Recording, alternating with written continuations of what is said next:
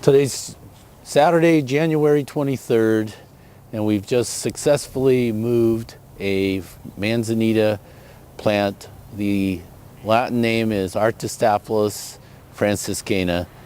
The significance of this plant is that during the course of the Doyle Drive project, a biologist drove by once we had cleared an area of vegetation and looked over and noticed this Artistaphylos, which is a ground cover plant, and thought that he had seen a plant that people have considered to have been extinct in its natural environment since 1947.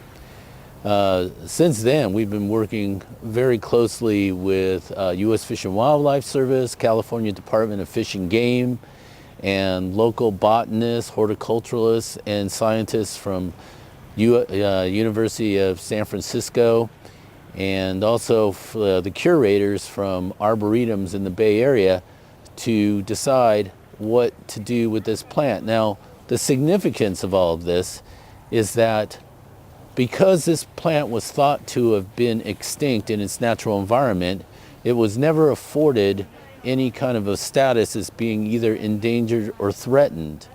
However, we are in the midst of doing genetic and chromosomal testing to verify that it is in fact the Franciscan Manzanita.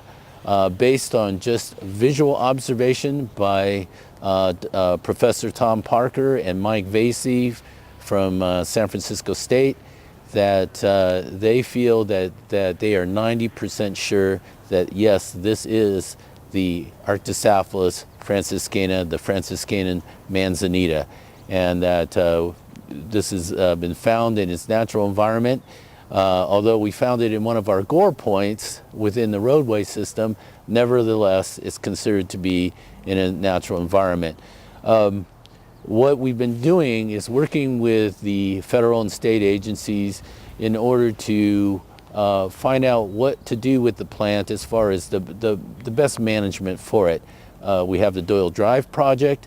The location of the Manzanita was within the approach to the high viaduct, so leaving it in place is really not an option for the project. And in the opinion of a lot of the experts, now that its surrounding vegetation has been removed, that an alternative home for it would be the best. And we were fortunate enough to find that alternative home up here in the Presidio. Now, one of the interesting things about this plant is that it is very adapted to serpentine soils. These are soils that have a lot of crystalline asbestos, and they're very nutrient void.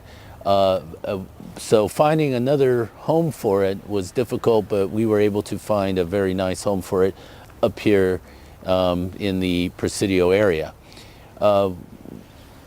During this wet period, we have been working under a tent cover to excavate around the plant and to put support piping underneath it to facilitate a move, of which we did this morning, utilizing the expertise of two very, very good companies called Environmental Design from Monterey and Professional Tree Care from Berkeley.